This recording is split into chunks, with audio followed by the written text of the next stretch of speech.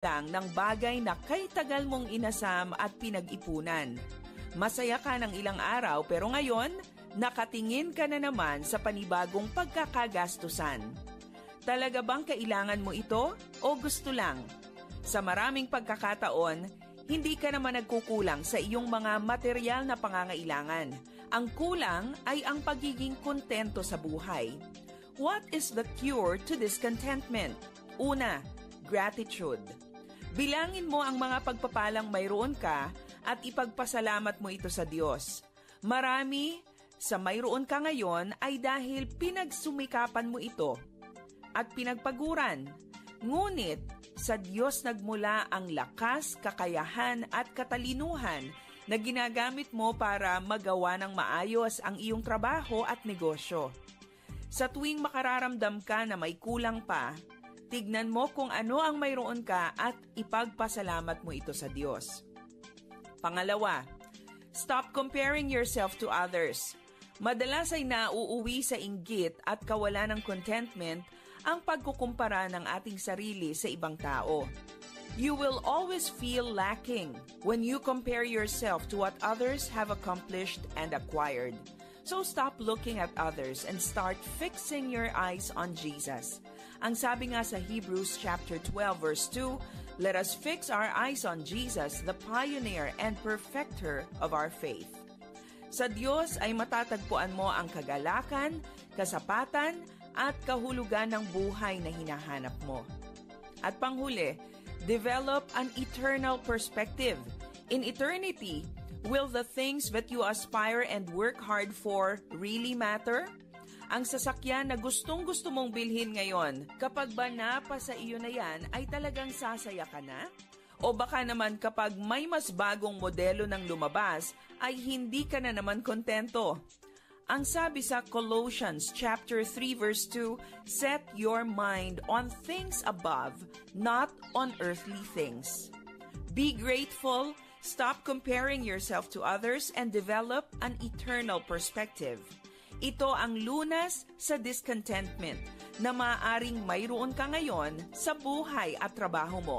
Tandaan, real contentment can only be found in Jesus. Para sa Pro Tips, ako si Maloy Malibiran sa Lumbides. Be a blessing in the workplace today. Mga kababayan, ang kodigo ng pagkamamamayan at kagandahang asal. Batas na akda ng dating Pangulong Manuel Quezon. Magtiwala ka sa Diyos na namamatnubay sa kapalaran ng mga tao at mga bansa. Mahalin mo ang iyong bayan sapagkat ito ang iyong tahanan, pinagmumulan ng iyong pagmamahal at bukal ng iyong kaligayahan at pagiging tao. Igalang mo ang saligang batas na nagpapahayag ng makapangyarihang kalooban. Itinatag ang saligang batas para sa iyong kaligtasan at sariling kapakanan.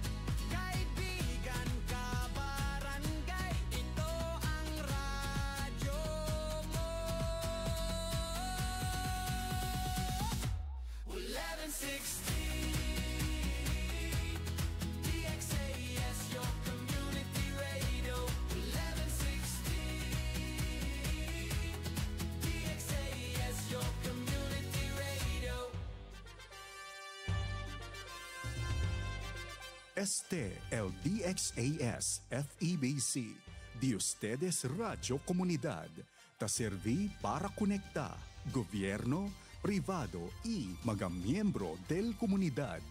DXAS 1116, de ustedes Radio Comunidad.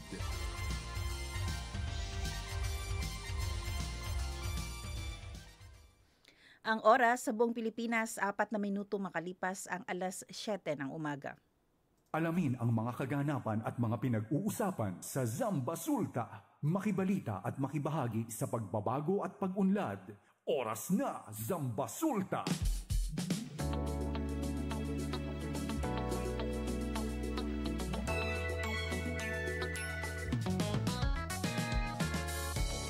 Isang mapagpalang araw sa lahat ng nakikinig sa 1116 DXAS, your community radio. Good morning, Zamboanga, buenos dias a todo, maayong buntag sa tanan. Ngayon po ay November 3, araw po ng Lunes, back to school na, back to work na po ang lahat. Ayan, good morning sa lahat ng ating mga nanay, tatay na naghahanda, tumutulong sa kanilang mga anak para makapunta na sa school. Good morning din sa ating mga empleyado dyan, public man o private. Good morning. Ingat po kayo sa inyong biyahe ngayon papunta sa inyong office. At syempre, kayo po ay nakikinig sa programang Oras na Zambasulta. Kami po ang inyong mga lingkod, Sara May Tulabing. At ang yan, ating inyong mga kabarangay, no? Siyempre, ako naman ang inyong kasama, Robin Soling. Assalamualaikum warahmatullahi ta'ala wabarakatuh sa ating mga tagapakinig dyan sa Sulu, Basilan, Tawi-Tawi, no? At Zambasulta. Talaga namang klaro, limpyo, no? Magandang araw din sa mga nakatutok at nakamonitor sa kanilang mga tindahan. At syempre, partner, good morning sa iyo, no? Partner, kabarangay, Sara. Haba nun na. Yes, good morning din. Oo. Kumusta ang ating weekend? Oo, mahaba yung greetings ko sa iyo kasi nga yun, mahaba-haba tayong araw na hindi nagkita. Parang mga 3 days lang. Oo nga, no? Pero praise God pag may mga holiday kasi nakakapag-general cleaning. Wow. Nakakabawi tayo sa tulog. Yun talagang ginawa natin. Tama, makabawi sa pagod.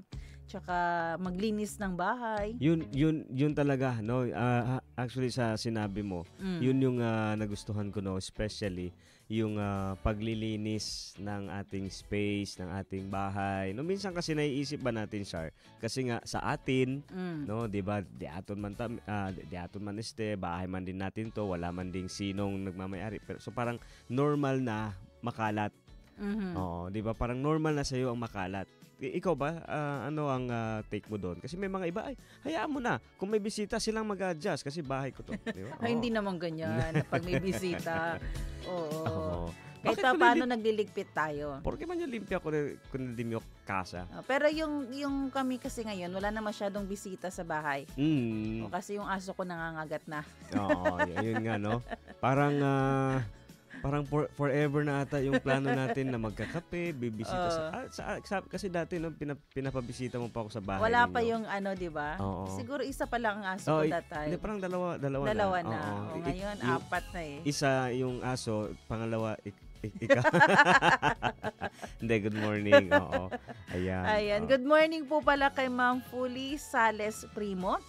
Sabi niya pa, have a blessed Monday to us all. Ayan. Good morning po, Ma'am Primo. Tama ba? Or baka ano to? Baka sir to. Oo, yan, baka check natin Fully yung Sales account. Primo. Ayan, oo.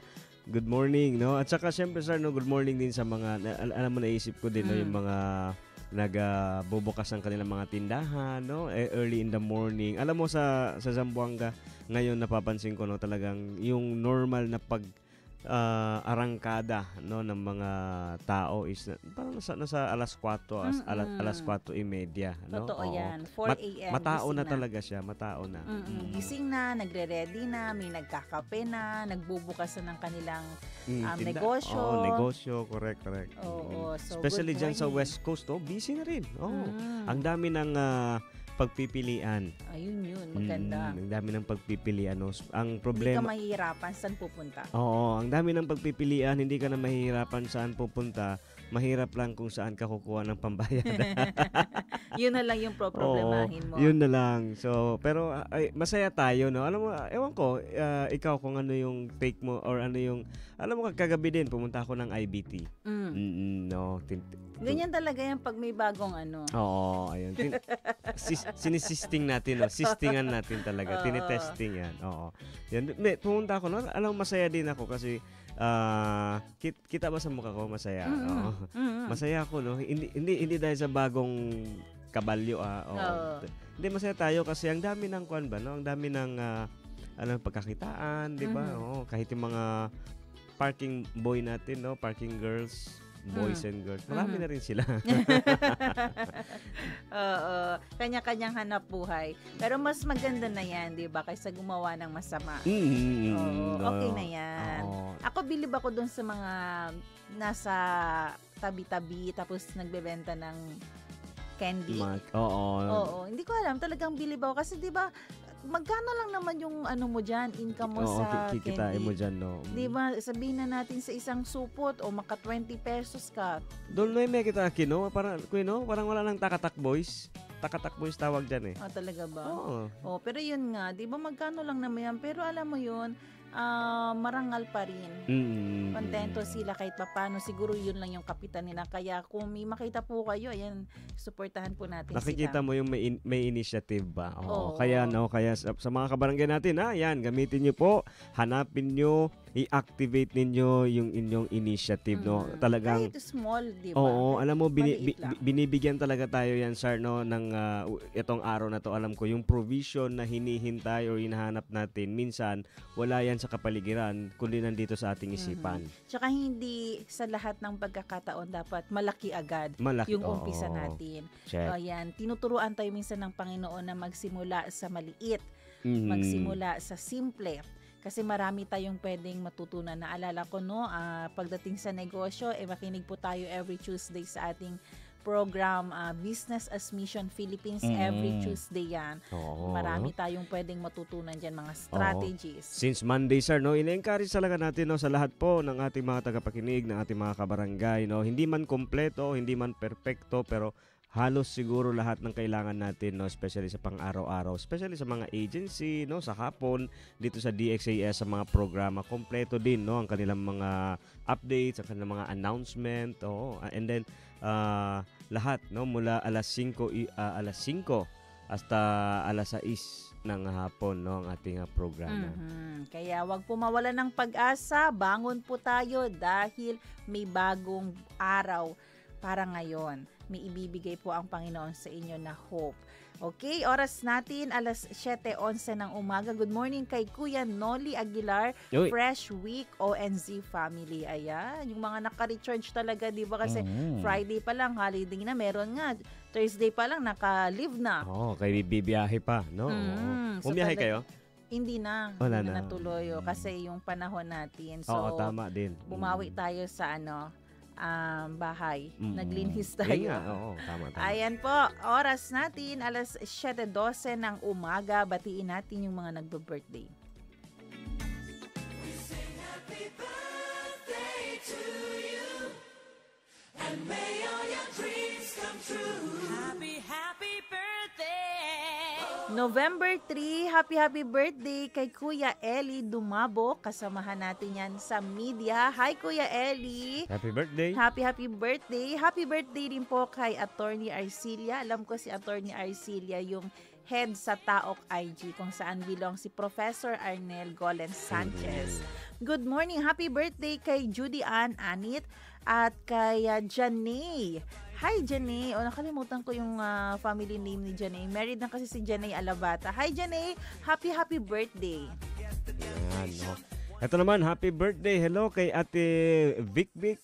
Happy birthday. Kay Ate Vic, no, station manager ng ating radyo stasyon ng 106 sa Radyo Gandingan. Good morning. Happy birthday po. Happy birthday, no, kay at syempre kay Hana. Happy birthday kay Hana Grace Makalintal. Marami talagang Hana Grace, no? Tama. Yung sister-in-law ko, Hana Grace din eh. Yung pamangkin ko, Hana Mikael. Hana Mikael. Dapat lagyan mo ng Grace. Yung mama, Kayla Grace. Dapat ilipat na. Ayan, happy birthday. At sa mga last week pala, no, Mr. and Mrs. Magbanwa. Ayan, happy Mansari. Okay. Parang going to anniversary na naman nila.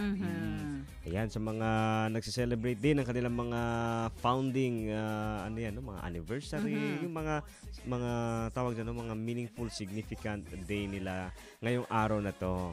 Ayan. So, congratulations at sa lahat po muli ng mga nagbe-birthday ngayong araw na ito, happy birthday.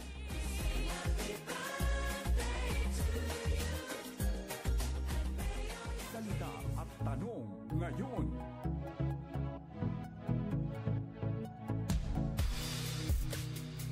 Ang ating salita ngayong umaga, the proof. Sa Pilipino, ang patunay. Na Chavacano, el prueba. Sa Bisaya, ang pamatud-an. Ilonggo, ang pamatuod. Tausog, intanda. Tanong po natin, paano natin malalaman na ang isang tao ay tunay na mananampalataya? Pakilaya kita sabi, si El Unhente Verdad, gayod. O Cosa el Prueba, que ele de Berasan, Chenefe, no? Con el Diyos. Alam niyo po, no, ang bawat isa sa atin, for sure, meron po tayong kung saan nabibilong. Bilong tayo sa isang grupo, sa isang organization, pwede bilong ka sa church, or bilong ka sa family members niyo ng mga kilala, kahit hindi kilala. Pero ang bawat isa sa atin, lahat tayo halos, di ba? Meron talaga tayong saan abla kita aquel onde kita bilong incluido. At sa bawat membership natin diyan, meron tayong ginagawa para magpatunay na talaga na tayo ay loyal doon sa ating member or kaya talagang totoo na member ako nito. Di ba may mga proof? Di ba, Bin? May mga pamatuod nga tinuod jud ka. Miyembro ng simbahan, miyembro ng organization, ng circle of friends. May proof tayo na pinapakita. Prueba. Yes. At ganun din po sa ating pananampalataya. Sabi nga sa Colossians chapter 1 verse 23, if you continue in your faith, kasi ang tanong, paano ba malalaman kung ang isang tao ay tunay na mananampalataya? Colossians chapter 1 verse 23, if you continue in your faith, establish and firm, and do not move from the hope held out in the gospel. This is the gospel that you heard and that has been proclaimed to every creature under heaven, and of which I, Paul, have become a servant. Basahin ko lang sa Colosas, Kabanata 1, talatang 23, subalit kailangan ninyong manatiling tapat at matatag sa inyong pananampalataya at huwag pabayaang mawala ang pag-asang dulot ng magandang balita na inyong narinig. Niloob ng Diyos na akong si Pablo ay maging lingkod para sa magandang balitang ito na ipinarangal o ipinangaral sa lahat ng tao sa buong daigdig. Ibig sabihin din, yung proof para mapatunayan na talagang ikaw ay follower or tagasunod ng Panginoon, dapat you should continue in your faith. Diba? Ang dami kasing mga nagsasabi, ako, naniniwala ako sa Panginoon. Ako, na-encounter ko si God nitong panahong ito. Ako, talagang faithful ako, churchgoer.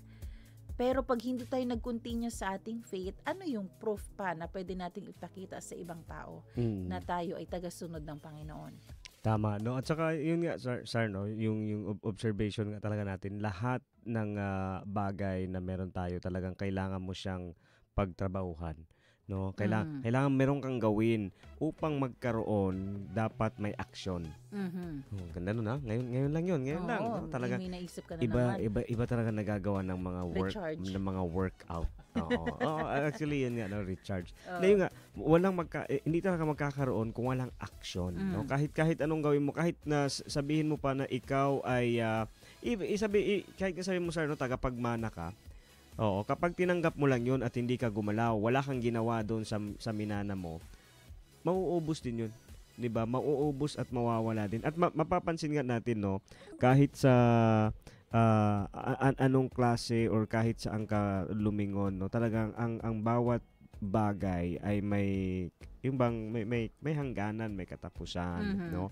Kaya sabi nga dito, kung hindi mo siya i-maintain, 'di ba? Yun yung point doon, magpatuloy, manatili doon sa iyong pananampalataya, no? Kapag hindi ka nag-continue, hindi mo siya ipinagpatuloy, hindi mo siya maintain, 'di ba?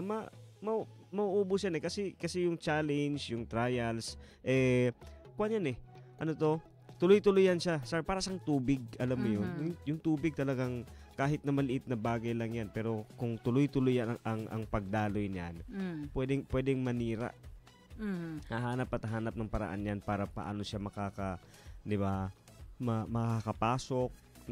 Parang ganun yung trials ng buhay natin. Kung makikita mo, di ba, tuloy-tuloy ang siguro sa atin ngayon, no, noy can exempted, siguro tasinta ara uwi ka nato, noy problema. Na-solve na yung isa, patapos na yung isa, meron na namang mapapansin mo, may nagpaparamdam, may nagbabadya na namang bagong sitwasyon, problema. Kaya dito, no, sinabi, if you continue in your faith, ito yung magpapatunay na ikaw ay follower, tagasunod ng Panginoon, dahil sa ating journey with God, hindi laging maganda ang buhay. Diba? At saka, ito sir, no, isa sa mga proof or pruweba din na napansin ko din, no, sa isang mananampalataya, hindi sila tumatanda. Bakit? Hindi sila tumatanda, no, knowing, alam mo kasi kapag ang tao may peace of mind, no, at yung puso mo nakaset on things above, sabi nga, no, hindi mo dinideny, hindi ka nagpapakamanhid. O meron kasing iba, no, kasi parang para lang ba? Wala kang pinagkaiba, pati yung mga nagte-take ng mga substance, no, nagbibisyo. Kung ganun lang yung iniisip mo, dinideny mo yung present situation para lang mapagtakpan at saka ayaw mong tanggapin, ayaw mong harapin yung sitwasyon na yun. Sometimes kasi parang kuha na lang, no, bueno, 'di ba? Parang alam mo yun, hindi mo sinusolve yung, especially kapag ikaw ay hindi naman leader, no, pero head of the family. Minsan kasi parang para may makita problema, anday lang kita na selo, 'di ba? Para alam mo yung parang, pero ang hindi mo napapansin, apektado yung pamilya mo kasi wala kang hindi mo ginagamit, no, especially you're not kumbaga hindi mo siya ginagamit or ina-activate yung faith na meron ka, no. Alam mo, living proof, no. Last week nga may nakausap tayo sa community, no. Tinatanong bakit kayo merong ganito, no, bakit ganito yung buhay nyo, no, saan nanggagaling yung resources ninyo. Alam mo, living proof, no, siguro sa mga nakakilala naman kay Robin Soling, no, alam mo yung parang wala naman tayong, 'di ba? Alam mo, wala tayong tinatagong kapital, no, or resources kung saan. Pero ang masabi ko lang talaga, alam mo 'yun, hindi mahirap ang humingi sa Panginoon. Isipin mo nga, sa tao nga hindi ka mahihiyang humingi. 'Di ba? Kahit pinapahiya ka na, humihingi ka pa rin. Na-experience mo 'yan? Siguro hindi ka mahilig. Hindi ka mahilig hindi pala hingi. Hindi ka pala hingi. Ako na-experience ko, sir, no, na dati talagang yung nararamdaman ko na yung kahihiyan, pero talagang kasi kailangan, kasi gustong-gusto ko talaga yan, so pipilitin kong hihingin. So doon ko na-realize na kung nagagawa ko sa tao, bakit hindi ko magawa sa Panginoon na mismong lumika sa pagkatao ko, no, sa buhay ko. So yung faith mo laging nandun sa Panginoon. Laging parang nandun. na transfer na siya sa Panginoon. At living proof, no. Masabi ko talaga na hindi siya minsan nga, no, ang sarap ipagmayabang, pero hindi naman tayo nagiging mayabang dahil sa kung ano meron ka. Pero alam mo yung idea na nandun na, no, pinapakita at pinaparamdam niya siya. Kaya nga yung may bagong ginagamit niya yung term, 'di ba? Kung ikaw ay confident human being, no, kung ikaw ay may confidence, no, dagdagan mo yan, palitan mo yan ng Godfidence. Doon tayo sa Panginoon. Saan ka? Sa Panginoon tayo. Ano yan? Hindi mo masabi, doon ka lang nandoon. Godfidence. Godfidence, Parang last year yan, di ba, nag-viral yung ganyang word. Di ba, hindi mo rin maalala? Everyday viral sa akin Opo, pero yun nga po, paalala po natin yung continuous faith natin sa Panginoon ang magpapatunay po na tayo ay talagang totoong tagasunod, mananampalataya ng Panginoon. At lastly, sir, sasagutin ko lang yung tanong mo kasi, sabi mo, paano natin malalaman na ang isang tao ay mananampalataya, no? Yun nga, sabi ko sa iyo, tunay. Yung sabi ko sa iyo, no, may baby face, hindi stress. Parang si Kuya Pons. No, pruweba. Si Kuya Pons. Sample daw? Parang 2 months lang siya tumanda eh. Sa 11 years, almost 11 years na tayo magkasama. Parang 2 months lang si Kuya Pons tumanda. Yung buhok lang pati. Hindi, I mean, 'di ba? Hindi yung nga kabarangay no, meron kang peace. Siguro pwede mong tanungin ang sarili mo ngayon kung yung kumpiyansa, dito yung kumpiyansa ba sa Panginoon, no? Ang tanong ko lang, alam ko lagi ko the last time na nasabi ko 'to, nabanggit ko 'to sa Sar, 'di ba? Kung meron kang peace, meron kang joy. Kasi kung meron yung dalawang yan, no, yan yung magtatanggal sa iyo or mag-iiwas at mahahanap mo lang yan, matatagpuan mo lang yan siyempre sa Panginoon. No, yung peace and joy. So, kumuha ka ng salamin. Anong salamin sa Chavacano? Espeho. Tingnan mo ang sarili mo, no? Kung ikaw ba ay stress or ikaw ay at rest. Kasi nga meron kang faith, meron kang pananampalataya at naniniwala na God, sabi pa ng kanta, no, God will make a way. Kaya po, the moment na tayo po ay na-reconcile sa Panginoon, ibig sabihin naging maayos po ang ating relationship sa Kanya, binigyan niya po tayo ng pagkakataon para tayo ay magkaroon ng holy life at syempre the ability to continue in our faith. And remember, kailangan nating maging firm, kailangan po natin maging matatag dahil sa journey natin sa Panginoon, marami po ang pwedeng mangyari. Maraming mga pagsubok, no, Chenelec, mga things pwede man allow kahit hindi siya ang may original na plan niyan. Pero that is to test our faith. Kaya po ang ating panawagan, ang ating challenge being sa ating mga tagapakinig today, 'di ba? Ngayong araw na ito, ano po yung pwede ninyong gawin para mapakita sa ibang tao na talagang kayo ay totoong may pananampalataya sa Panginoon. So, yan po ang ating salita at tanong ngayon.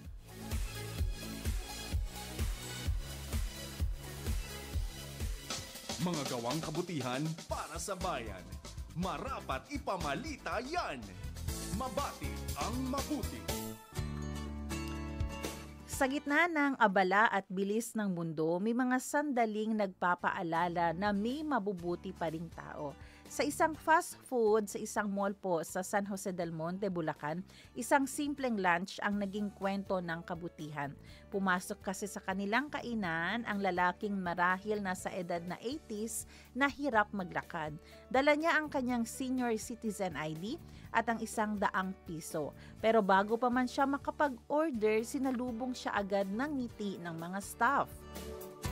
Inalok din siya ng upuan, binigyan ng tubig at hindi lang yun dahil libre pa ang kanyang pagkain. Isang roasted chicken meal na sinundan pa ng take-out at box of muffins. Lahat mula sa puso ng mga staff ng fast food chain. Kaagapay, sa panahon po ngayon, bihira na ang ganitong kabutihan. Pero sa puso ng mga staff, buhay pa rin ang kagandahang loob. Patuloy tayong maging vessel ng kabutihan dahil ang kabutihan kapag ibinahagi ay lalong lumalago. Sabi nga po sa Bible, huwag tayong mapagod sa paggawa ng mabuti sapagkat sa takdang panahon tayo'y mag-aani kung hindi tayo susuko.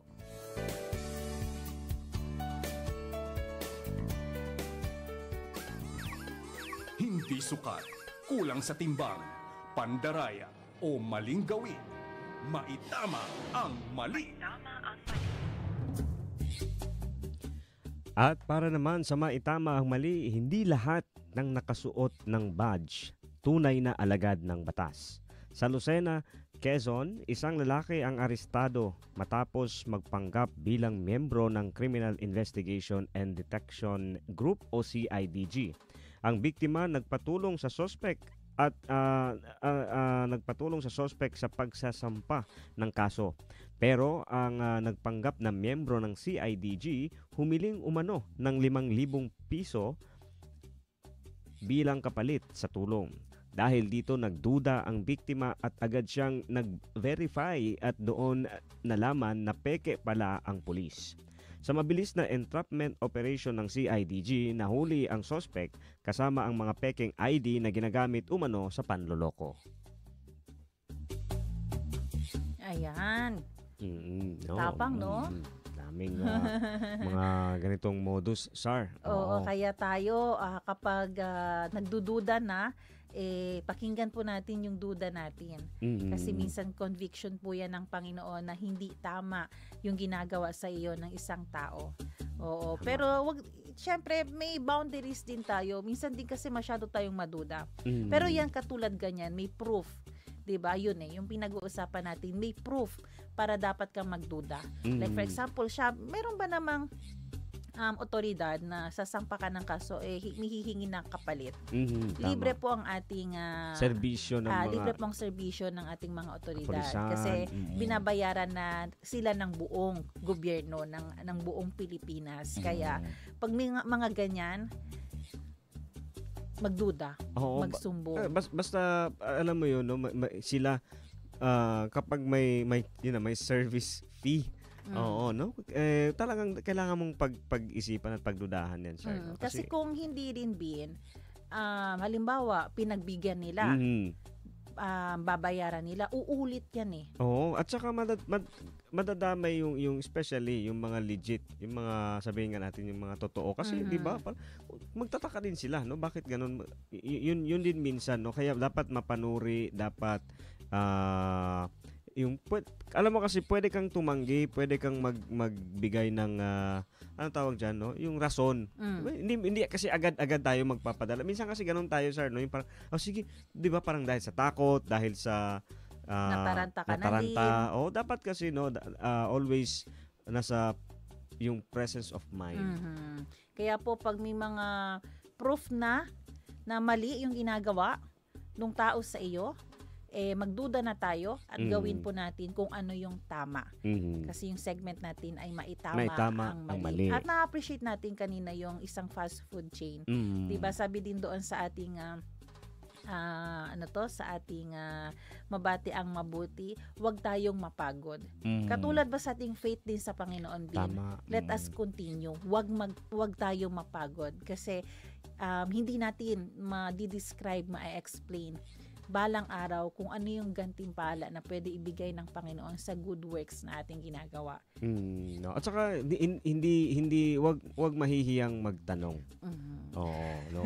Hindi, alam, there's always a sunshine after the rain. 'Di ba naman? Yung kasi yung idea doon, sir, no, na talagang yung buhay kasi natin nga talagang dadaan ka sa unos, sa 'di ba, sa challenges, pero laging may dulo Laging may dulo, no? Laging may pantalan na dadaungan, no? Pwede mong i-assess yung mga napagdaanan natin. So, wag mahiyang magtanong na, kumbaga, alam mo, ako sir, no, ganun ginagawa ko minsan kapag may mga problema, no, dumaan tayo sa maraming problema na.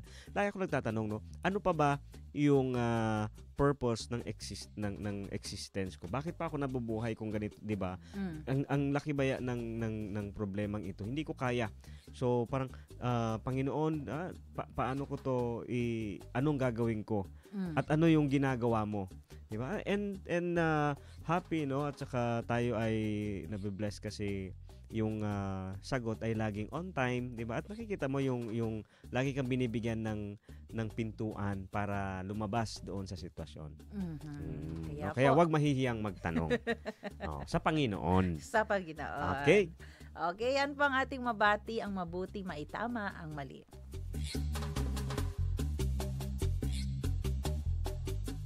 Zambasulta Balita.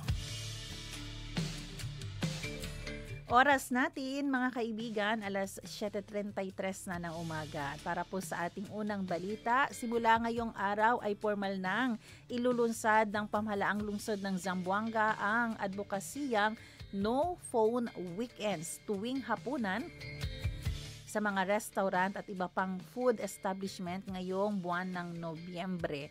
Ang inisyatibang ito na may kaugnayan sa advokasiyang No Phone Initiative ay pinamumunuan ng City Social Welfare and Development Office o CSWDO at bahagi ng pagdiriwang ng National Children's Month.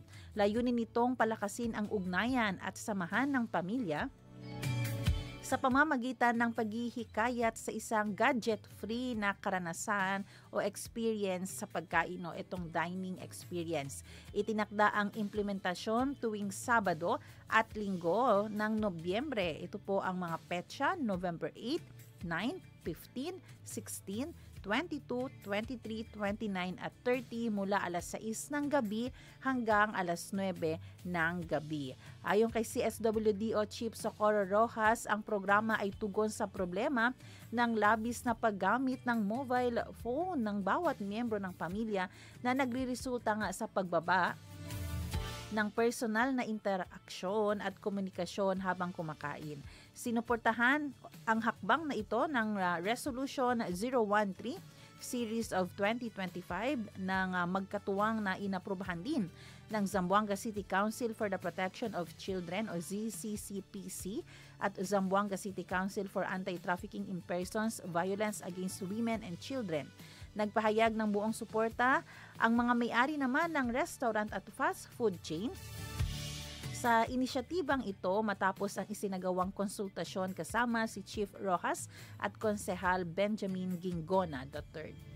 Zambasulta Balita. Ayan, ito yung magandang initiative no, alam mo totoo dahil kasi sa cellphone, gadget, kahit yung oras ng kumakain kayo ng sabay-sabay, nawawala na yung connection, yung engagement ninyo with each other, yung kamustahan kasi doon na nakatutok, 'di ba? Habang kumakain nagsi-cellphone. Kayo ba pag 'di ba kayo ni Yen, may ganyan ba kayong mga pagkakataon pa or kaya pag during dinner talagang no cellphone? Kasi usually 'di ba dinner na lang tayo nagsasabay lahat kasi yung iba sa school na nagla-lunch, nagbe-breakfast, sa work na, dinner talaga yung chance natin lahat magkakasabay tayong kumain.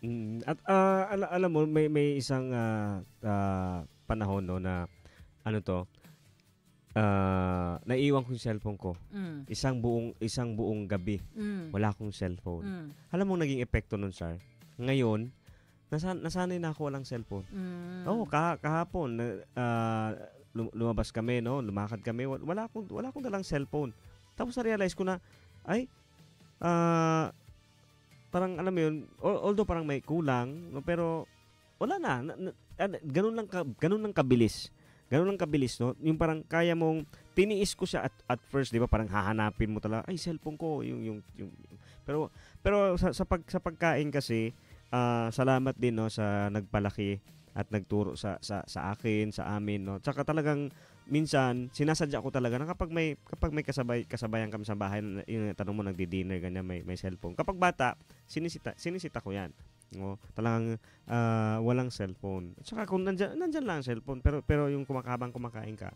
Pero pag may kasabayan ako na may nagse-cellphone, even sa bahay namin, kapag may kasabayan na nagse-cellphone, talagang pinipilit kong maunang matapos. No. Para wala lang, ayaw maramdaman na lang. Ayaw ko saan kasabay. Hindi, honestly, kasi parang 'di ba nawawala din yung kwan. Alam mo yun nga.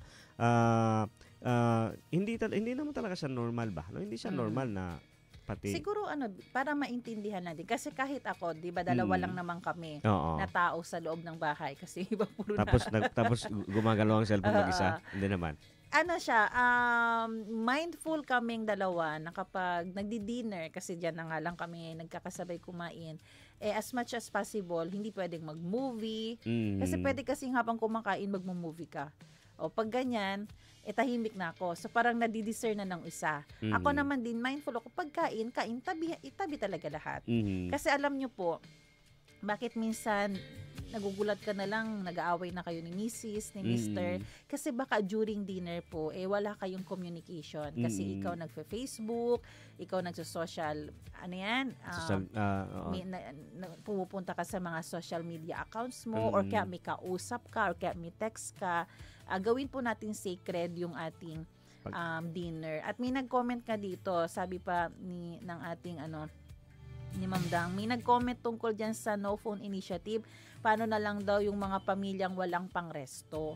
Kasi di ba ito ay para doon sa mga restaurant at sa mga fast food chain. O syempre, marami naman ang pwedeng hindi makarelate dito kasi wala talagang gastos No. o pang-resto. Sa loob ng bahay, dapat simulan. Yun nga yung initiative natin ko. Alam mo na-appreciate ko din. Yan alam ko si Kuya Pons pina-practice na rin niya Nilalagay niya ang cellphone niya sa freezer para hindi niya makita.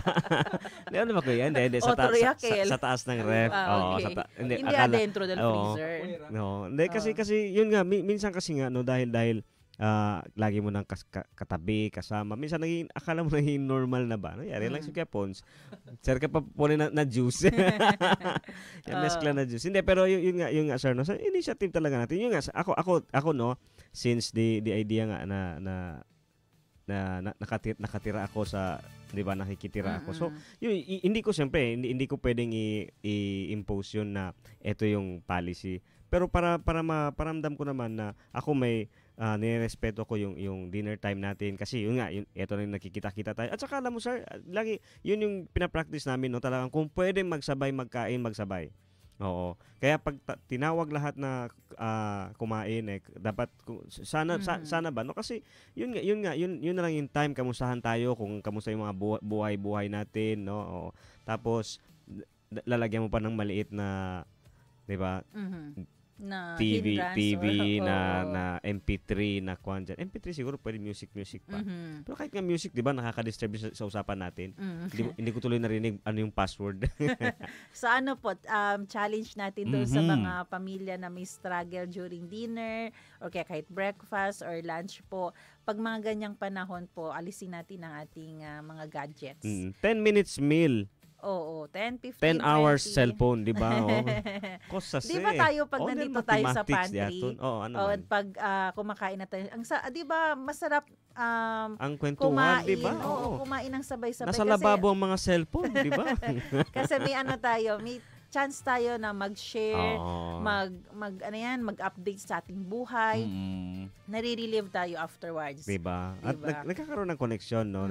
Nalalaman natin yung mga issue ng mga buhay natin. May tawanan. May tawanan, may pikunan. Wala bang pikunan? Wala pa so far. At saka yung pinakamahalaga doon, alam natin anong ipagpe-pray natin sa member ng ating family. Hindi mo alam, may struggle na pala siya. Meron na pala siyang mental health concern. Hindi mo alam kasi babad tayo sa cellphone. Pero pag during ayun yung mic ko. Nasobrahan yung kamay ko. Pero pag during dinner, di ba, nakatutok tayo sa ating communication, madidiscover natin, ay naku, ito na pala yung problema niya. Kailangan niya na pala ng kausap. So, maganda po yung initiative ng ating City Government of Zamboanga, pero tandaan, not necessarily gawin lang natin to sa restaurant. Hindi naman kasi pwedeng pakialaman ng ating LGU ang pamilya. Ang pwede nilang utusan ang ating mga... Meron din yung meal day, parang di ba family day? Meron yan.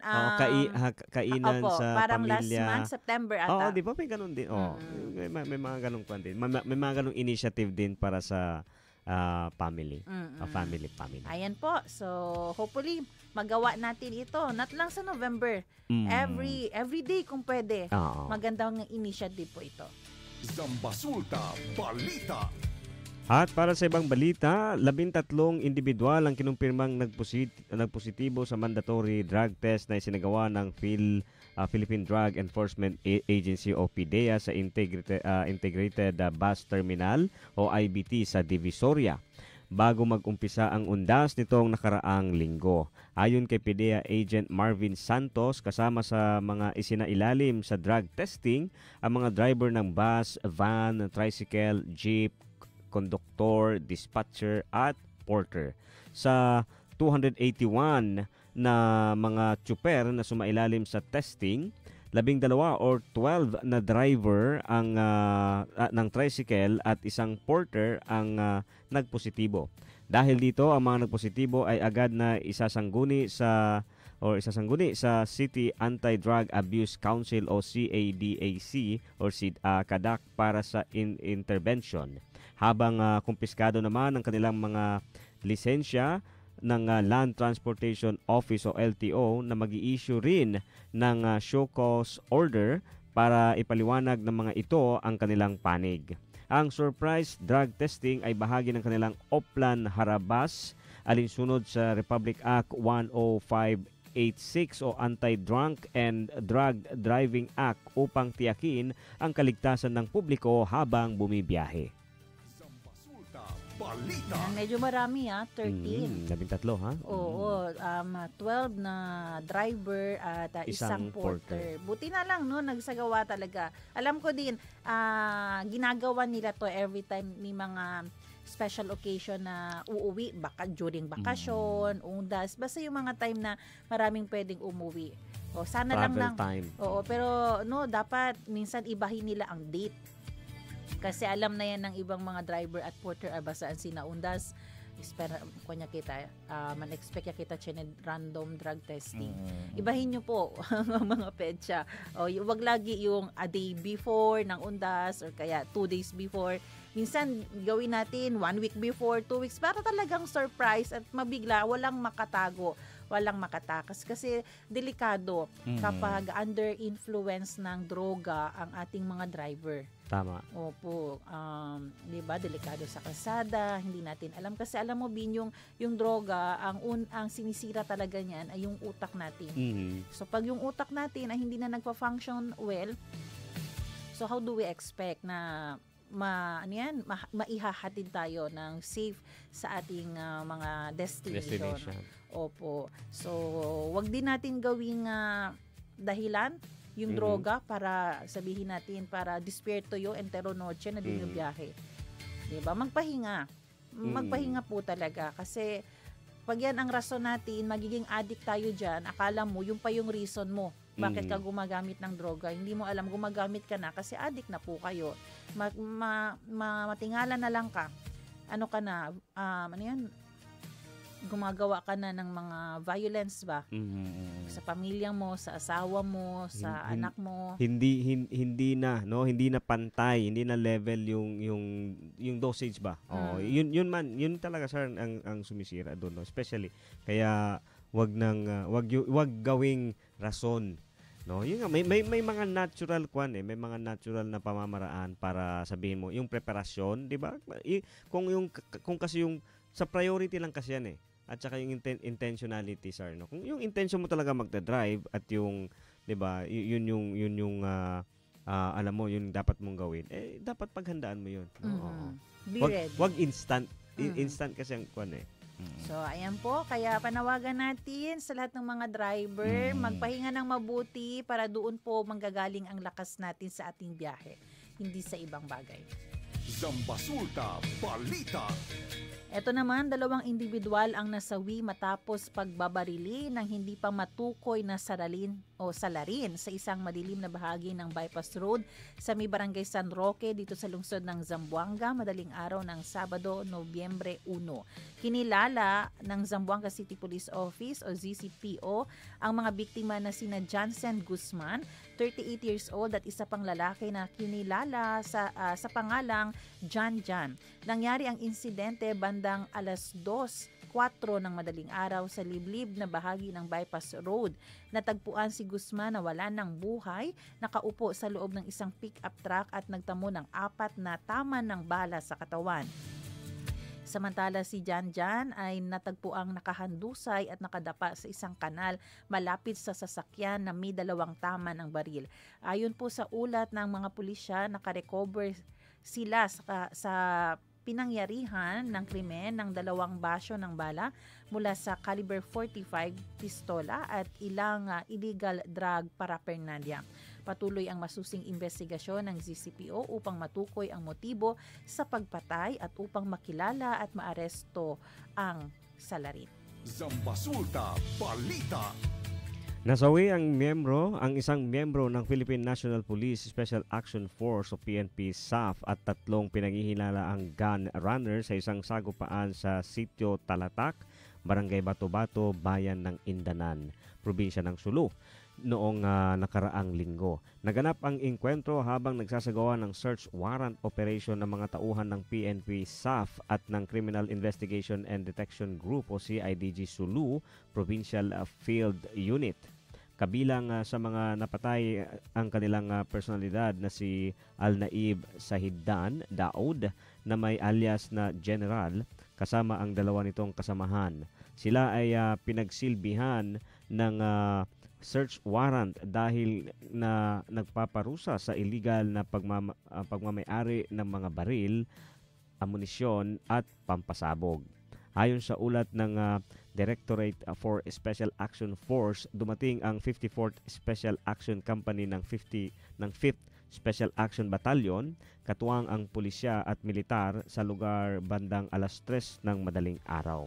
Nagpaputok umano ang mga sospek sa papalapit na otoridad na nagresulta sa pagkasawi ni Police Corporal Albasir Lauban Lumalag na tinamaan ng bala sa ulo. Si Lumalag ay tubong Dalikan, bayan ng Dato Odin Sinsuat, probinsya ng Maguindanao del Norte. Bukod kay Lumalag, may isa pang kasamahan siyang SAF trooper na nasugatan. Agad siyang isinugod sa Sulu Integrated Provincial Hospital sa Sulu o sa Jolo at kalaunan ay inilipat sa Zamboanga City para sa mas masusing atensyon medikal. Nakarecover ang mga otoridad sa pinangyarihan ng engkwentro ng isang M14 rifle, isang M16 rifle, isang 45 caliber pistol at iba pang ebidensya.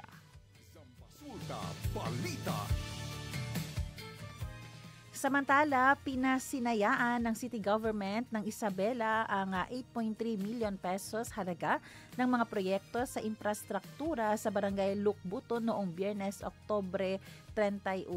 Pinangunahan ni Mayor City Jalia Turabin Hataman ang pagbubukas ng mga bagong pasilidad na layuning palakasin ang grassroots institutions at itaguyod ang sustainable na pag-unlad.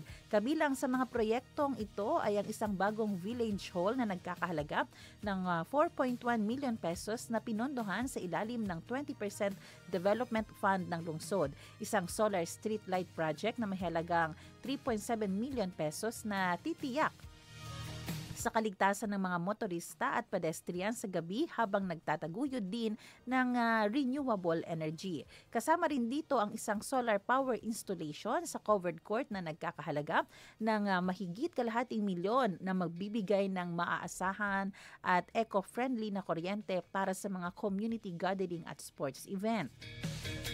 Ayon pa kay Mayor Hataman, ang mga proyektong ito ay sumasalamin sa dedikasyon ng lungsod sa inclusive growth at pagpapabuti sa kalidad ng buhay ng mga residente.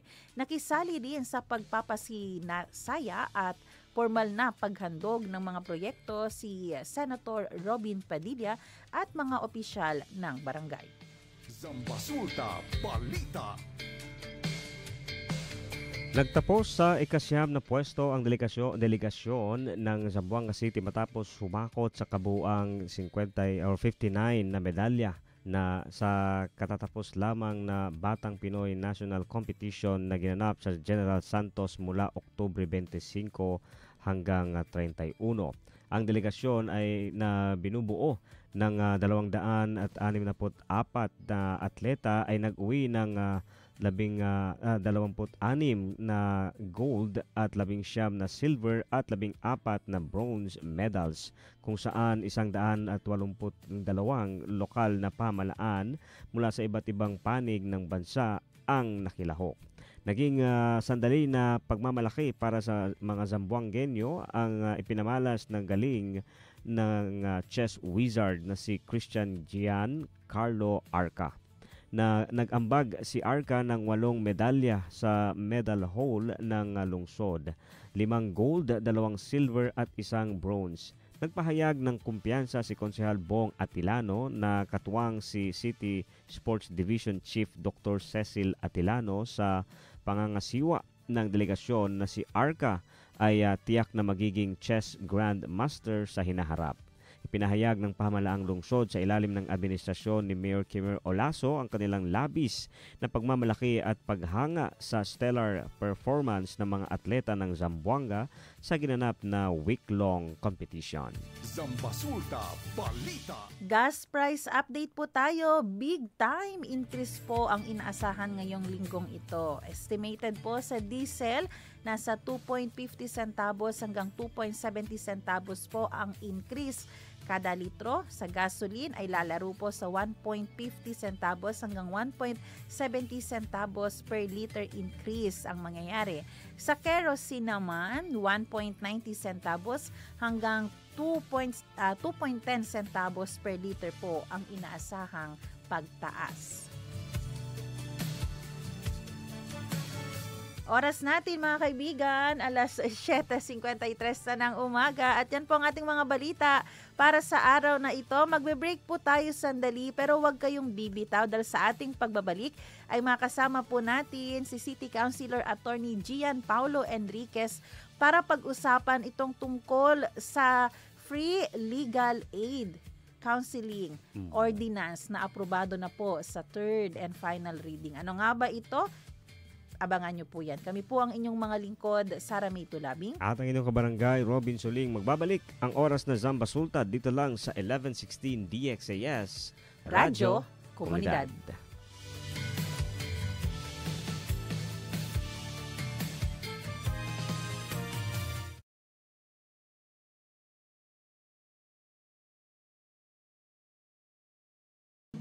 Tinggan ang nagbagong buhay sa pamamagitan ng mensahe ng pag-asang mula kay Hesukristo.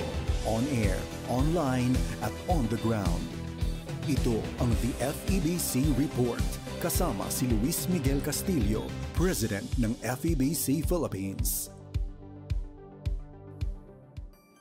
May kasabihang edukasyon ang mabuting pamana ng magulang sa anak. Dagdagan pa natin, dahil ang pinakamagandang legacy ay ang faith sa Panginoon. Tingnan natin ang kwento sa buhay ni Georgia Castor mula sa Iloilo City. Ako nakakilala ako sa Panginoon kasi yung kapatid ko una nakakilala. Tapos mayroong siyang pinadala na pastora pag-share ng Word of God. At doon ko na kilala ang Panginoon na tunay pala siya at buhay. Kasi noon na hindi pa ako sa Panginoon, hindi ko alam yung Bible. Hindi ko yan alam. Tapos palamura. Tapos iba ang paniniwala. O palagi pa kami sa mga disco-disco. Hindi naging madali ang kanyang buhay. Nasubok agad ang kanyang faith through her marriage. Pero yun din ang season kung saan nakita niya ang greater purpose ng Diyos sa kanilang buhay. Question ko sa Panginoon, bakit siya ang naasawa ko? Kasi grabe nga challenge sa kabuhay ko. Consequence, nakapag-asawa ako na hindi walang totoong relasyon sa Panginoon. Minsan, sabi niya, hindi ako magsimba. Kahit magbigay ako sa Panginoon, ayaw niya. Tapos, yung pinabili pa ako yung sigarilyo ba? Doon ko nalaman pala na yung lugar na yun sa kanilang lugar, walang isang nakakilala sa Panginoon. Doon halos mga babaylan o yung mga witchcraft, doon sila masamba. Pero sa biyaya, kahit na yung nag-sacrifice ako, pero sinagot ng Panginoon na doon sa lugar na yon mapuntahan at ma-share sang goodness ni God sa kabuhi nila. Sa ngayon, yung chewing niyang isang babaylan, isa na siya nang nag-share ng Word of God sa lugar na yon. At madami na doon ang natanggap at nagkilala na Diyos na buhay natin. Daily habit ni Georgia na patugtugin ng malakas ang 1233 DYVS, ang FEBC station sa Bacolod City. Naririnig ito ng kanyang kapitbahay na hindi naman close sa kanya. Pero later on ay nakakilala ito sa Panginoon dahil dito. Ngayon kasama na ni Georgia ang kanyang kapitbahay at ang pamilya nito sa isang local church. Pero sa lahat ng blessings na tinetreasure ni Georgia, greatest joy para sa kanya nang tanggapin ng kanyang mga anak si Hesukristo.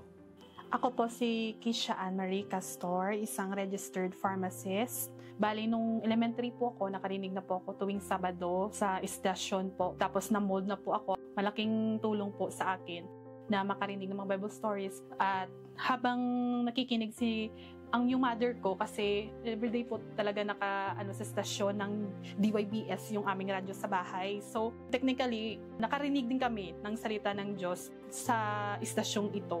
So, as lumalaki po ako, nakikita ko po sa nanay ko na kung paano siya binago ng Panginoon at kung paano magpagamit sa Panginoon na naging faithful sa Kanya sa aming paglaki.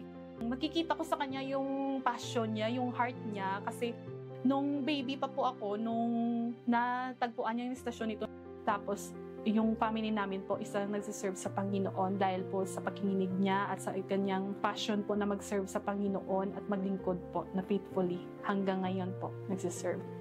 Iba talaga yung may guidance ka na meron kang godly parents kasi yung salita ng Diyos magbibuild talaga sa family at saka maging center. ang narinig natin kay Keisha ang mismong legacy na nais iwan ng kanyang ina sa kanilang pamilya. Sobrang halaga kasi yan yung yaman na may bigay ko sa mga anak ko. Kahit wala na ako, yun talaga sabi ko na patuloy sila sa Panginoon. Kasi sa Panginoon, wala ka nang hanapin pa.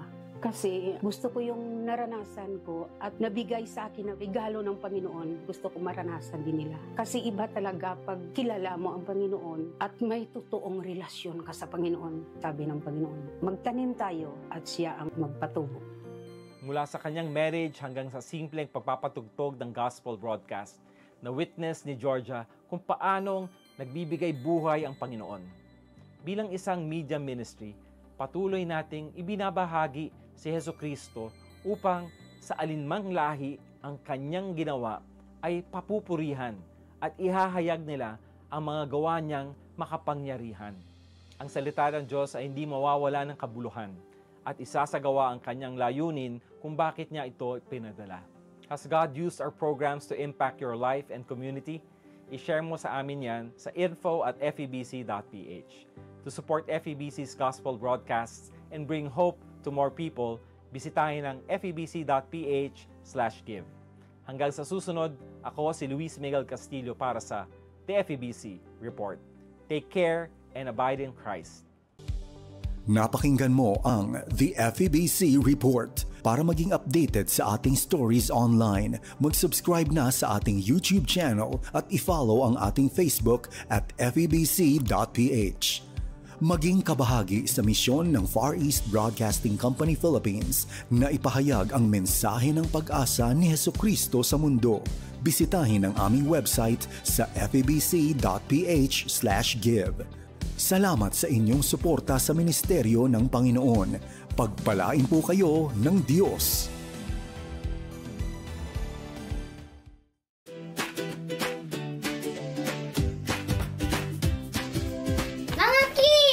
Ready na ba kayo? Are you ready? Tuwing Sunday morning, makakasama niyo kami para mag-enjoy sa mga kwento mula sa Bible. May kantahan at sayawan din. Kaya huwag kalimutan makinig every Sunday, 7:30 a.m. sa 1116 DXAS, your community radio. Mapapanood din ang Move Kids Radio sa ating official FB page and YouTube channel. Kita kids mga ka-move! Move Kids Radio!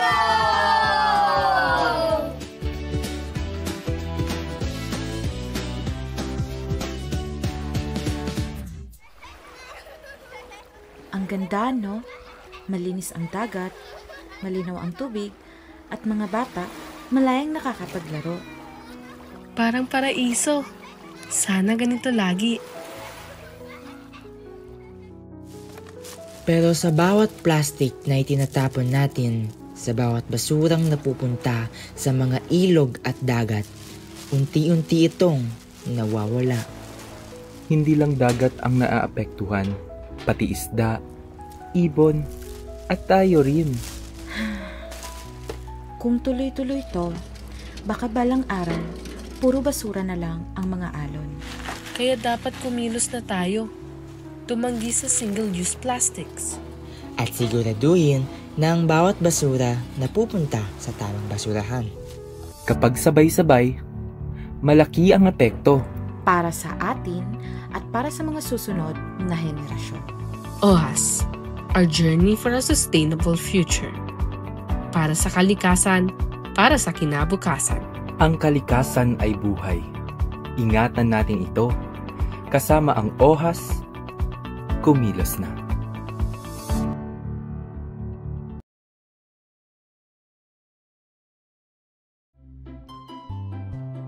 Alam mo bang higit 500 bata ang namamatay kada taon dahil sa road crash? Kaya para iwas disgrasya, narito ang ilang road safety tips. Stop, look, and listen.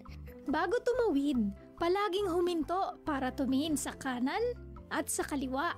Tingnan at pakinggan kung may parating na sasakyan.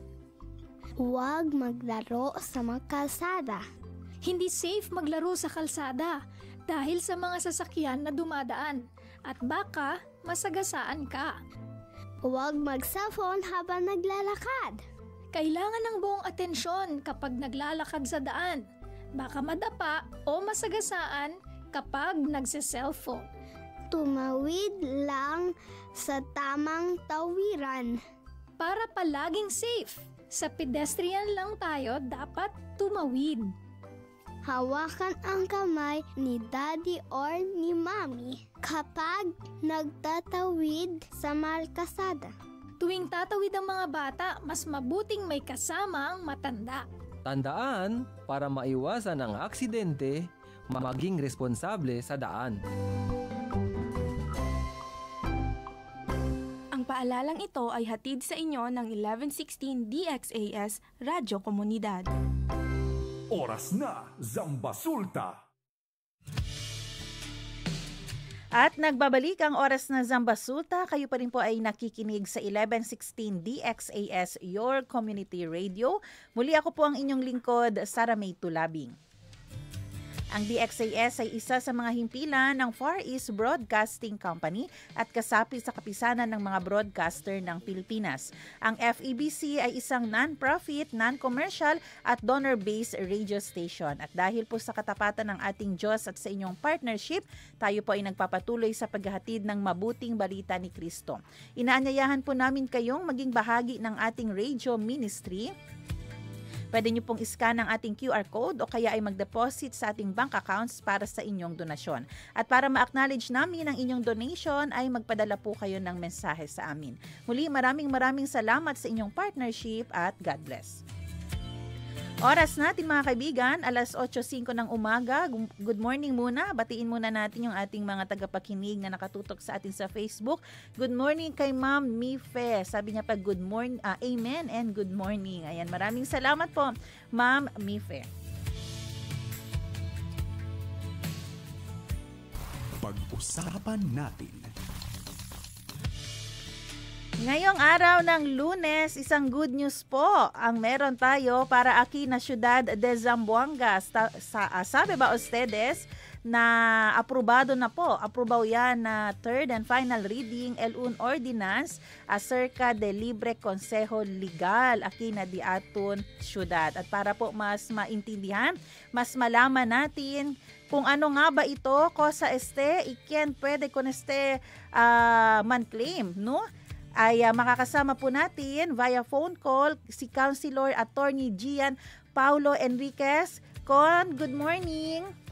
Yes, good morning, karatun todo. Buenos dias, Ciudad de Zamboanga on a Monday morning. Buenos dias po. Yes, Kono, una sa lahat po, gracias dito yung ora y tiempo ya dali aki. I believe Estelle dito yung first time na DXAS.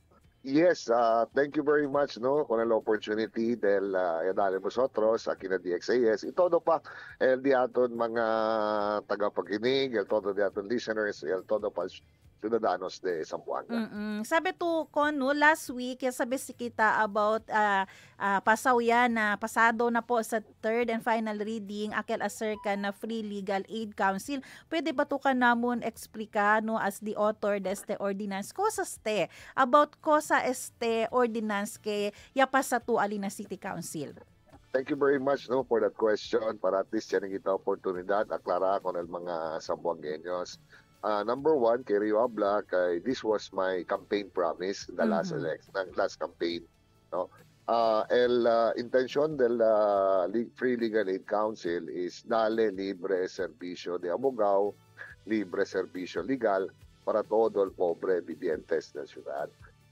Sabi to, una collaborative effort, of course, it will be under the city government of Zamboanga in collaboration with the Public Attorney's Office, el IBP Legal Aid, the aton two colleges of law, del WIMSU and Ateneo, incluido también ali el the aton Commission on Human Rights, el City Legal Office, el the aton BJMP, y también hablaba yo el Commission on Human Rights, no?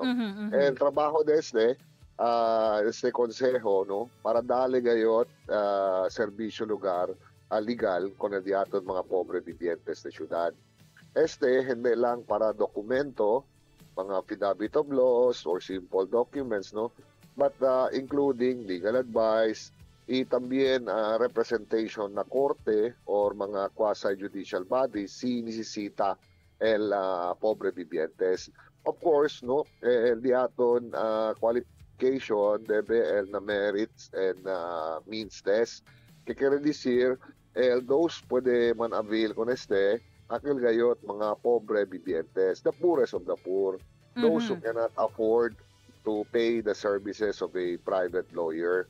So el council, no, amo el ayuda con including mga court representation, legal advice, todo mga legal documents, provided of course you belong to the poorest of the poor aquí na syudad de Zamboanga. Kung no kaya na yung man appreciate ko na kaya ase to aura kay antes ya promete to no ito ko na kel olvida kasi no el challenges di ato na mga other politicians akil kenta ko lang pa antes manada ko sa tadale promise pero si Taliana Position ta olvida, so we appreciate kaya push through to koneste ase to verdad. Thank you very much, no. Yes po. Sabi to, hindi kasi yung politician, so I believe na public service is a public trust, and therefore, kung sa kita promete na gente, dede kita man-deliver para hindi kita sale mal para una gente. Si birayo kono ala kita na di aton objective ko sa galito ya pwede mira especially aki na syudad de Zamboanga mga challenges porque este tuya ya pensa as ordinance. Actualmente, if you go to Parplang areas, no, cheriget mga gente, maskin in their senior citizens area sila, nuay pa mga certificate de nacimiento, mga simple birth certificates, kapar, cheriget namin, aquellos, aquel ba, pwede, receive subpena, no sabi ko sa ase, esconde, instead na contesta lang na yan issue pa kung warrant of arrest. I mean, these are very basic things, no? Kel ba debe chene lang guia de abogao para pwede lang kita man answer or aseko sa el propio manera. Because of ablangani kita palta el legal advice kanila or representation de abogao na chene sila problema na lay. So, por eso, this time, ay manadagat mga pobre vivientes incluido de aton mga senior citizens, ta necesita gayot como aquel mga ta-receive benepisyo de senior citizens na chenen way sila mga birth certificate, chenen way mga IDs, so hindi sila ta pwede man avail. No, this time si chenen kita legal aid, then free legal aid, then pwede kanila asisti el mga vivientes.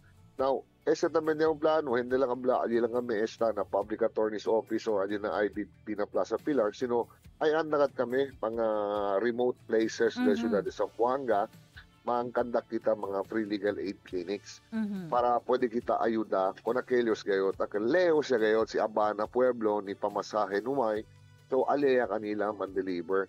Let's make legal services available and nearer to the poor people of Zamboanga. Pero pakilaya sila pwede mang-prove kaya debarasan belong sila na poorest of the poor ko na chene ba man assess? Chene kita komitiba, no? Mga katablayo, el merits and means test. Pati this time, hindi kita man require a certificate of indigency del barangay. Kay sa Pando de los Buenos, pronto lang saka certificate of indigency na barangay. Now, this time, kaya kita man require akal gayot del DSWD para sabi ka deberasans if you belong to the poorest of the poor. So, ansina el diaton sistema ay ase. Kabar, as early as now, no, chene ka tabla, kay mga dokumento daw, akil, ano sila, kasi kami benta de motor, takubra mga kanamo na ablayo, sa mga commercial transactions, hindi included ali. Because number one, you are already disqualified. Kaya abla to as to benta the motor, that involves money. And definitely, siya na tunabogaw, debe kobra kat kutigo.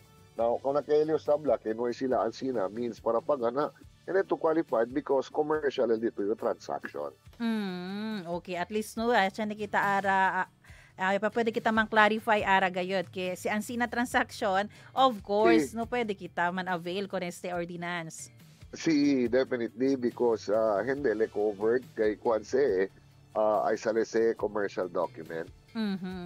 Tiene también yo additional question con cosa particular magakaso aki na syudad de Zamboanga akal tamira to el mga pobre hindi elang tam push through kay noy sila said cover kerel gadto ayuda tiene ba kita mga particular cases akil kaya kita man di manada mga land dispute aquellos que ya perdel nila mga tierra aquellos takeda aquel para man evict ya kanila man nasali ng mga tierra tiene también kita mga cuantos kaso kriminal que indeed deberasan mo gayot means para pagay también inosente. Other cases no maskin mga administrative provided of course kumutabla yo deberasan pures of the poor then pwede man avail services ng free legal aid. Okay, pero si sila el mali no pwede sila man avail kono este. Igual syempre no okay. Si na legal profession hindi man to pwede man deny by reasons of poverty or other no kasi nisisita ka to kunele depende so basta qualified ele and most of the time kasi yan sina to sucede let's say tiene 3 acusados el 2 ta acusa también ta con el 1 el 1 también ta con el 2 na sometimes represented sila by the public attorney's office now this time aquel uno no puede mo con el representar because of conflict of interest. Now, si Chenia es legal aid, free legal aid, pwede con el dale na proprio let's say, el IDP, legal aid, or other volunteer lawyers que quiere man represent. So, pwede yan. There will be proper channeling and then no hay kita duplicity of the kita trabaho.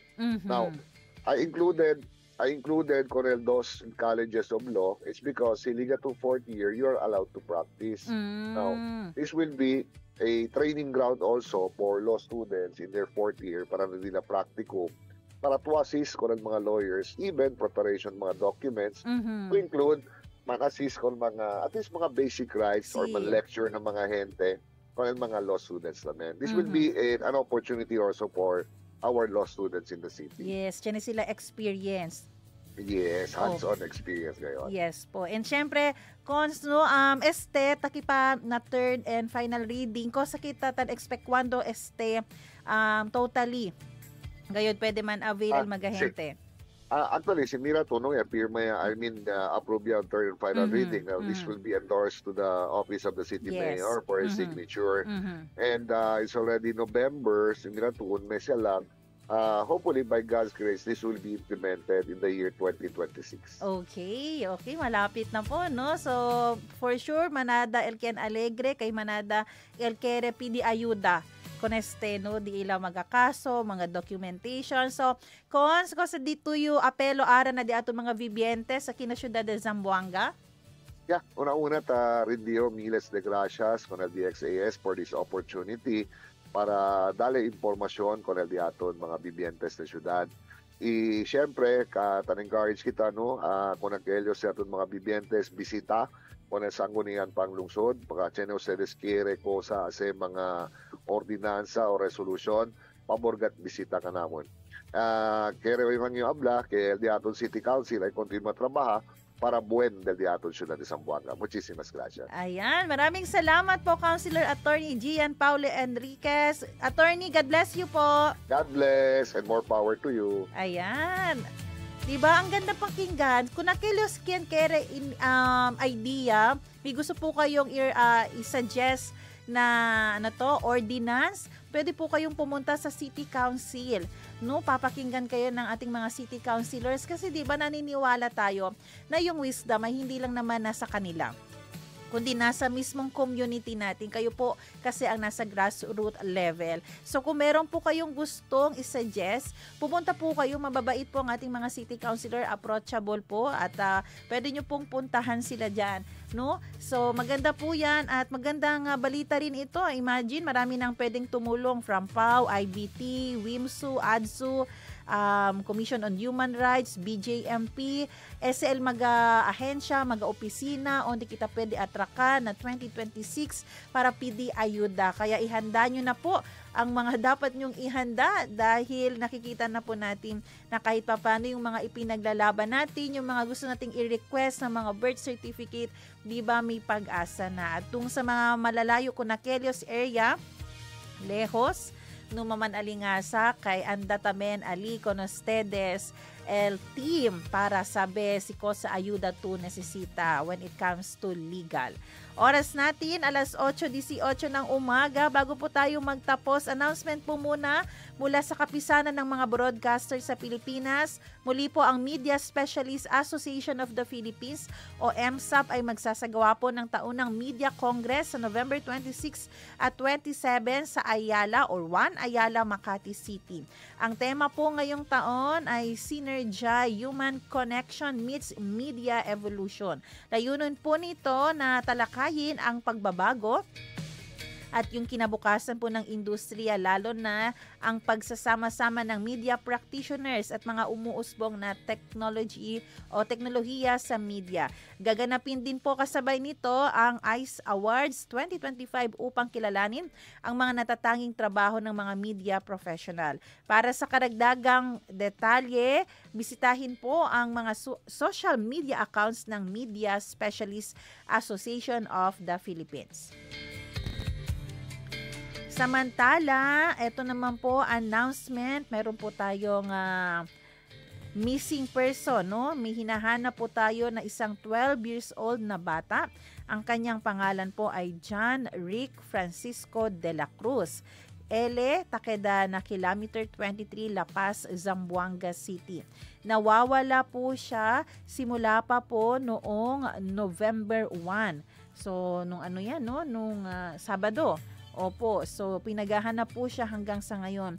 Kung meron po kayong information tungkol nga po sa kinaroroonan nitong batang ito, i-contact po agad si Mr. Merwin Ventura de la Cruz, ang mismong ama ni John Rick Francisco, at tawagin ang kanyang tatay sa 0935-672-0869.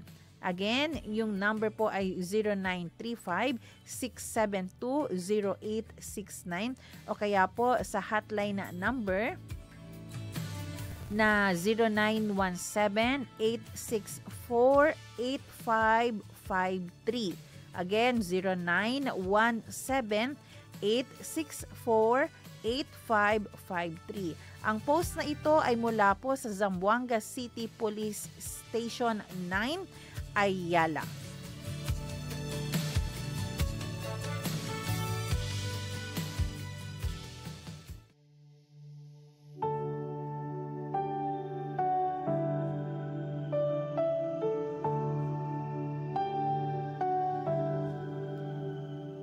Manalangin tayo. Our gracious and heavenly Father, Panginoon, maraming salamat po sa panibagong araw na inyong ibinigay sa amin ngayon.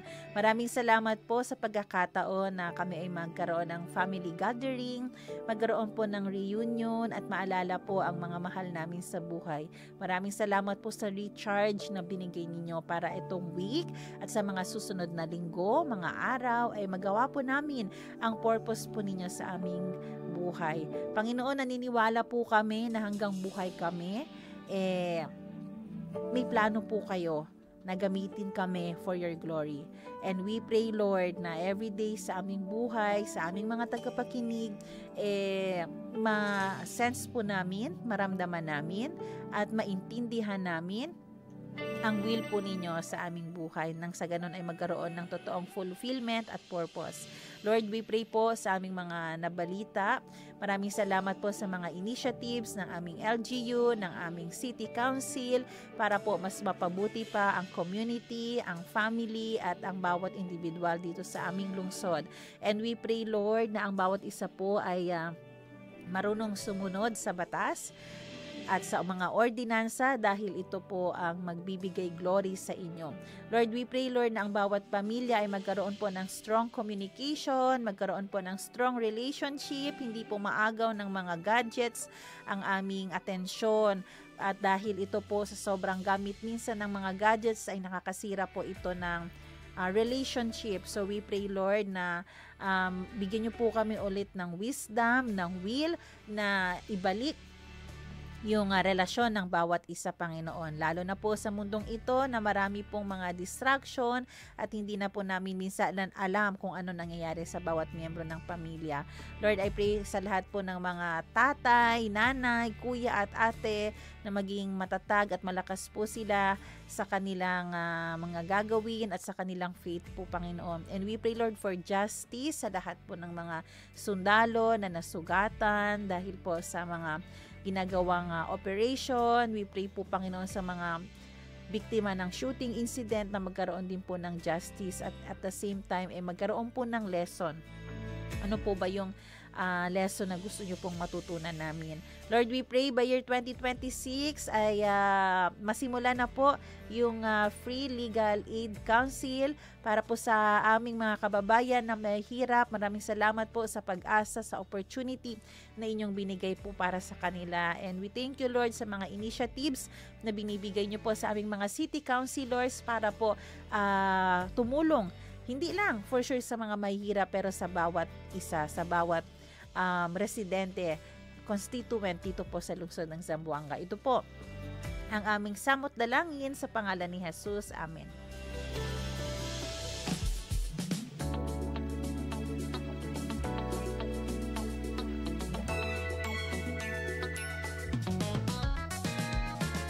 Oras natin, 8:24 ng umaga. Maraming salamat sa lahat ng mga tagapakinig natin na sumama po sa ating programang Oras na Zambasulta.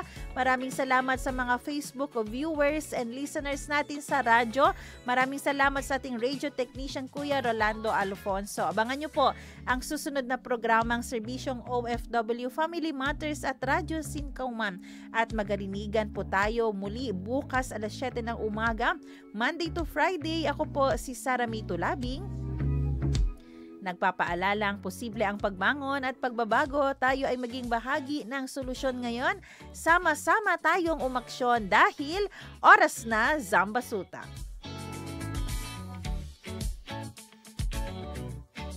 Inyong napakinggan ang programang Oras na Zambasulta. Para sa mga komento, mensahe o suhestyon, tumawag o mag-text sa 0916-296-6625 o sa 0998-844-1410.